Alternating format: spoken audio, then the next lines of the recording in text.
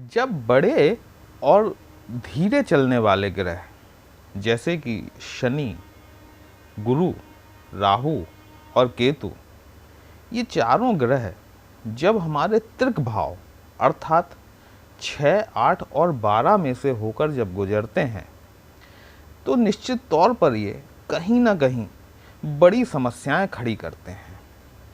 और चूंकि इनका मूवमेंट स्लो होता है तो इनके इस ट्रांजिट के दौर में खड़ी हुई समस्याएं भी लंबे समय तक चलने वाली होती हैं। दोस्तों, हम आज बात कर रहे हैं तुला राशि में राहु के गोचर के संदर्भ में। और ये राहु आपके 6वें भाव से होकर गोचर कर रहा है। नमस्कार दोस्तों, कैसे हैं आप सभी। मैं आपका ज्योतिष मित्र श्लोक वर्मा आपके अपने चैनल श्री हनुमंत कृपा में आपका हार्दिक स्वागत करता हूं, अभिनंदन करता हूं। साथ ही अपने बड़े भैया श्री हनुमान जी से निवेदन करता हूं कि वे अपने हनुमत कृपा परिवार के सभी सदस्यों को, नए जुड़ने वाले सभी सदस्यों को सुख समृद्धि प्रदान करें, उन्हें उनके कार्यों में आशातीत सफलता मिले। तो दोस्तों, जैसा मैंने आपसे शुरुआत में बताया कि 30 अक्टूबर 2023 को राहुदेव वक्री होकर आपके 6वें भाव में प्रवेश किए। देखिए, जब राहु ने आपके 6वें भाव में प्रवेश किया तो स्वाभाविक सी बात है कि केतु, जो कि इनके जस्ट अपोजिट होते हैं, केतु देव ने आपके 12th हाउस में प्रवेश किया। राहु और केतु को समझने के लिए इन दोनों को समझना निहायत जरूरी है, क्योंकि यदि आप किसी एक को पकड़ेंगे तो बात अधूरी रह जाएगी। और राहु के संदर्भ में या केतु के संदर्भ में ये कोई कहता है कि मैं और किसी ग्रह के बारे में बात नहीं कर रहा हूँ, लेकिन राहु और केतु के बारे में अगर कोई ये कहता है कि मैंने सब जान लिया है तो वो निसंदेह झूठ बोल रहा है। क्योंकि राहु एक माया है, एक भ्रम है, आपकी डिजायर्स हैं और डिजायर की कोई लिमिट नहीं होती। और यही राहु आपके 6वें भाव में गोचर कर रहा है। कई ज्योतिषाचार्यों का कहना यह है कि 6वें भाव में गोचर जब राहु करता है तो ये आपको कई प्रकार से लाभ पहुंचाने वाला है। यहाँ मैं थोड़ा सा मतभेद रखता हूँ कि राहु जिन परिस्थितियों में आपको लाभ दे सकता है वो परिस्थितियाँ आपको खुद निर्मित करनी होंगी। दोस्तों, अगर आपने अभी तक अपने इस चैनल को सब्सक्राइब नहीं किया है तो मेरा करबद्ध निवेदन है कि आप अपने इस चैनल को सब्सक्राइब जरूर करें। वीडियो को अंत तक जरूर देखें। अंत में राहु से संबंधित कुछ उपाय बताऊंगा और हो सकता है वीडियो लंबा हो जाए। कमेंट बॉक्स में अगर आप जय श्री राम लिखेंगे तो आपको भी अच्छा लगेगा और हमारा भी मनोबल बढ़ता है इस तरह के विश्लेषण आपके लिए लेकर आने के लिए। देखिए, राहु जो है, जैसा मैंने अभी आपसे कहा कि राहु आपकी डिजायर्स है, मतलब आप जिस हद तक सोच सकते हैं उस सोच के भी आगे की सोच जो है वो राहु है। अब यही राहु आपके 6वें घर में आके बैठा हुआ है, मतलब आपके 6म भाव में। 6म भाव क्या होता है? हमारे रोग, ऋण, शत्रुओं से संबंधित होता है, हमारे सेवा भाव से संबंधित होता है। और जैसा कि मैंने पहले की वीडियो में आपको बताया हुआ है कि राहु को 3 दृष्टियां प्राप्त हैं, पंचम, सप्तम और नवम। पंचम दृष्टि जो है राहु की, वो सीधे सीधे आपके 10म भाव पर पड़ती है। सप्तम दृष्टि आपके 12th हाउस अर्थात 12वें भाव पर पड़ती है और नवम दृष्टि आपके 2nd हाउस या धन भाव पर पड़ती है। अब हम शुरू करते हैं कि 6वें घर में बैठा हुआ राहु क्या कर सकता है। देखिए, यहां राहु को समझना जरूरी है। 6वें घर में बैठा हुआ राहु निसंदेह रूप से आपको प्रतियोगी परीक्षा में सफलता दिला सकता है, क्योंकि राहु जो है 6वां घर कंपटीशन का भी कारक है। और जब राहु जैसा ग्रह आपके 6वें भाव में आकर बैठ जाएगा तो आप यदि कोई इंटरव्यू की तैयारी कर रहे हैं या आप कोई एग्ज़ाम देना चाह रहे हैं और या आप किसी रिज़ल्ट का अपने वेट कर रहे हैं तो आप निश्चित तौर पर मान के चलिए कि राहु आपको यहाँ पर सफलता दिलाने वाला साबित होगा। लेकिन यहाँ बैठा हुआ राहु जो है, देखिए कई चीज, ये 6, 8 और 12 ये जो भाव होते हैं ना, ये रहस्यों के भरे हुए भाव भी होते हैं, मतलब छिपी हुई चीज़ों के भाव भी होते हैं। और जब राहु जैसा ग्रह 6वें घर में आके बैठ जाए तो ये कहीं ना कहीं देखिए आप उस चीज़ से एक फ़ायदा उठा सकते हैं, क्योंकि ये छुपी हुई चीज़ों को लाकर आपके सामने खड़ा कर देता है। अगर मान लीजिए आपको पहले से कोई बीमारी है, आपको समझ में नहीं आ रहा है कि ये क्या बीमारी है, डॉक्टर भी नहीं पकड़ पा रहा है कि ये क्या बीमारी है, अगर राहु 6वें भाव में बैठा हुआ है, ये इस बीमारी को प्रकट कर देगा। आपको नहीं पता कि आपके साथ बैठा हुआ व्यक्ति ही आपका शत्रु है, वो मन ही मन आपसे बैर रखता है, आपसे शत्रुता का भाव रखता है, लेकिन आप उसके प्रति अपने मन में असीमित प्रेम लेकर चल रहे हैं। राहु यहाँ आपको ये पहचान करा देगा कि ये व्यक्ति आपका शत्रु है। एक चीज में और मदद करता है राहु, आपके ऋण के संदर्भ में। अब यहाँ पर यह है कि आपको इसे यूटिलाइज कैसे करना है। देखिए, आप पर सपोज मान लीजिए कि पहले से कोई ऋण चला आ रहा है, राहु आपको और ऋण दिलाने में मदद कर देगा। आपके ऊपर 50 लाख का लोन है और 10-20 लाख का छोटा लोन है, आप ये सोचते हैं कि मैं 20 लाख रुपए का और लोन ले लूं या छोटे लोन ख़त्म कर दूं। आप 20 मांगने जाएंगे, आपको 30 मिल जाएगा।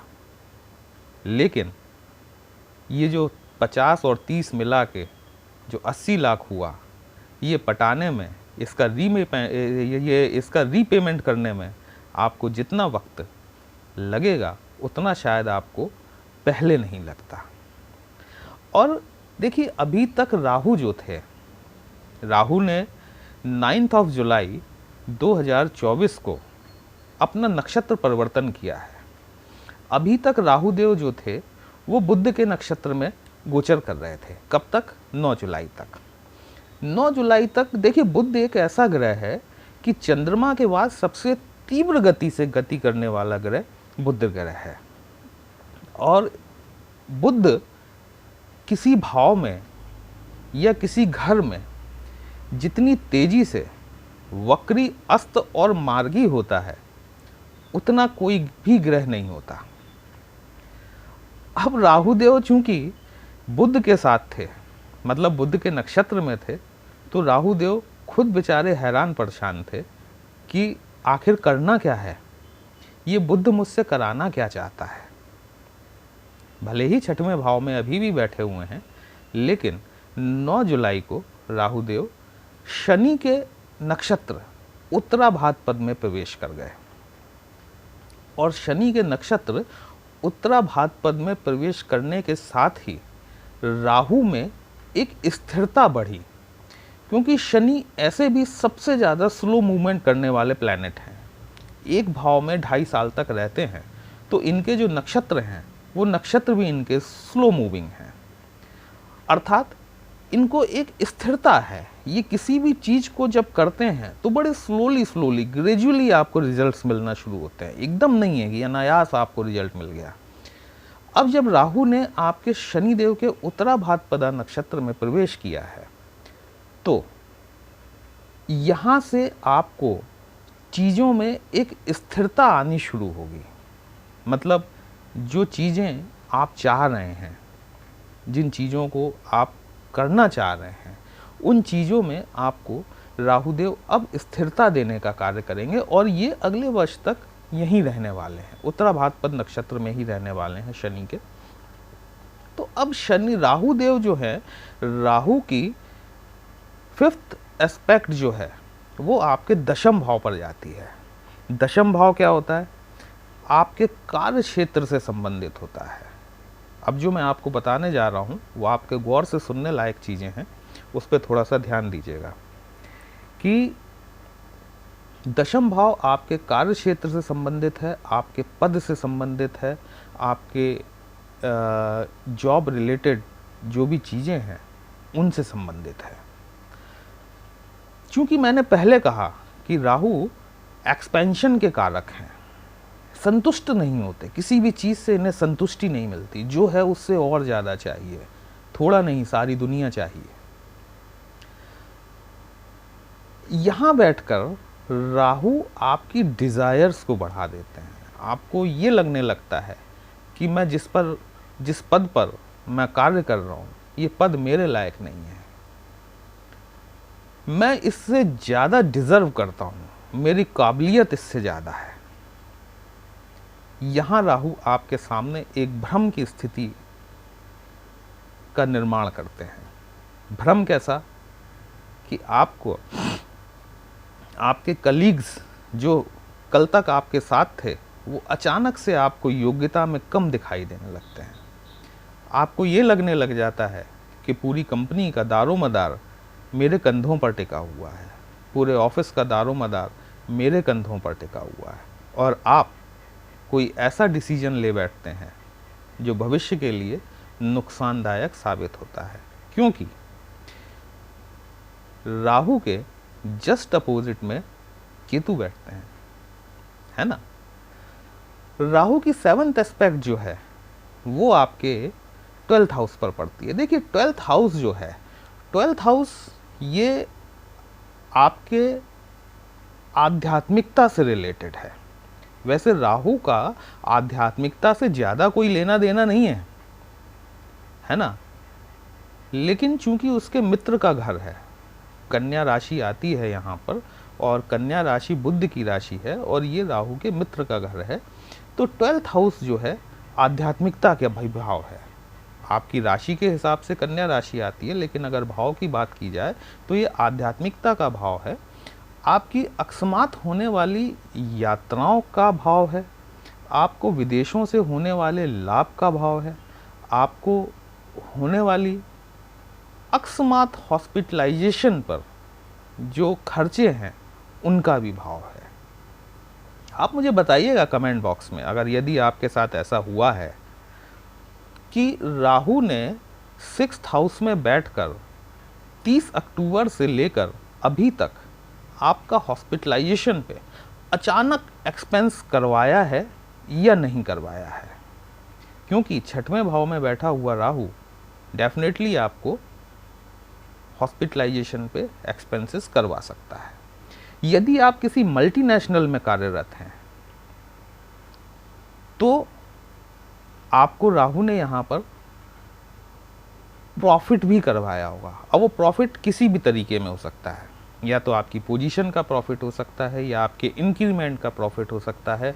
मतलब आप कहीं ना कहीं विदेश से जुड़े हुए, चाहे आप मल्टीनेशनल में कार्यरत हैं या आप स्वयं विदेश में हैं, तो कहीं ना कहीं आपको कोई ना कोई ऐसा बेनिफिट निश्चित तौर पर राहु ने करवाया होगा। अब राहु की 9th एस्पेक्ट जो है वो आपके 2nd हाउस पर पड़ती है। 2nd हाउस जिसको कि धन भाव भी कहा जाता है, हमारी वाणी, कुटुंब, हमारे भोज्य पदार्थ और हमारे बैंक बैलेंस से रिलेटेड है। अगर आपने अपने ऊपर नियंत्रण बनाए रखा होगा इस दौरान, तो अब जो राहु का जो शनि के उत्तराभाद्र पदा में जो ट्रांजिट हुआ है, इस ट्रांजिट के दौरान, इस गोचर के दौरान राहु निश्चित तौर पर आपके बैंक बैलेंस में बढ़ोतरी करने वाले हैं। क्योंकि जैसा मैंने पहले कहा कि राहु एक्सपेंशन के कारक हैं, चीज़ों को बढ़ाते हैं। आपके कुटुंब में कोई ना कोई वृद्धि होने की संभावना है, चाहे वो किसी नए बच्चे का जन्म हो, चाहे परिवार में किसी नए सदस्य का आगमन हो, वो चाहे शादी विवाह के रूप में हो, किसी भी रूप में हो। आपको अगले साल तक के अंदर तक आपके परिवार में वृद्धि होती हुई स्पष्ट तौर पर दिखाई देने वाली है। राहु यहाँ बैठकर आपको थोड़ा सा आपके भोजन के प्रति गड़बड़ कर सकते हैं, अर्थात आपका जो रुझान है तली भुनी चीज़ों के प्रति, ज़्यादा स्पाइसी चीज़ों के प्रति ज़्यादा हो सकता है। और यहीं अगर आप वेजिटेरियन हैं तो हो सकता है कि आप एगिटेरियन में कन्वर्ट हो जाएं। तो ज़रूरत है कि राहु को समझना कैसे है, राहु को अपने फेवर में कैसे करना है।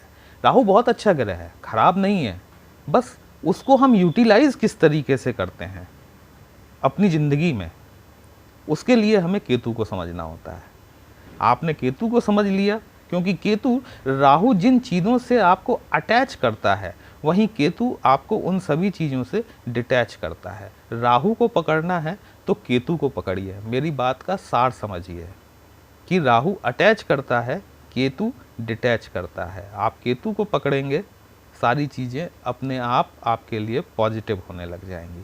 अब हम उपाय क्या कर सकते हैं? उपाय के लिए आप राहु के मंत्र ओम भ्राम भ्रीम भ्रौम सह रावे नमः का जाप कर सकते हैं। रुद्राक्ष की माला से संध्या काल में, साय मतलब सूर्यास्त के पश्चात आप इस माला का जाप करें और निश्चित तौर पर राहुदेव आपको फ़ायदा देंगे। अभी 9 देवी आने वाली हैं, देवी दुर्गा की उपासना करें। ओम दुम दुर्गाय नमः। यदि राहु आपकी पत्रिका में सही नहीं है और आपको परेशान कर रहे हैं तो देवी दुर्गा जी से राहु बहुत डरते हैं, राहु मंगल से भी डरते हैं। देवी दुर्गा की उपासना करें, निश्चित तौर पर राहु आपको फल शुभ देने लगेंगे। यदि आप आज के विश्लेषण से संतुष्ट हैं दोस्तों, तो अपने इस चैनल को लाइक, शेयर और सब्सक्राइब जरूर करें। और अगर आप हमसे पत्रिका का विश्लेषण कराना चाहते हैं तो हमारा नंबर, व्हाट्सएप नंबर जो है वो थंबनेल में दिया गया है। पर्सनल कंसल्टेशन पेड होता है, एक छोटी सी फ़ी पे करनी होती है और आपको आपकी समस्या का उचित समाधान करने का प्रयास निश्चित तौर पर किया जाएगा। चलिए फिर मिलते हैं एक नई राशि के साथ, तब तक के लिए जय श्री राम।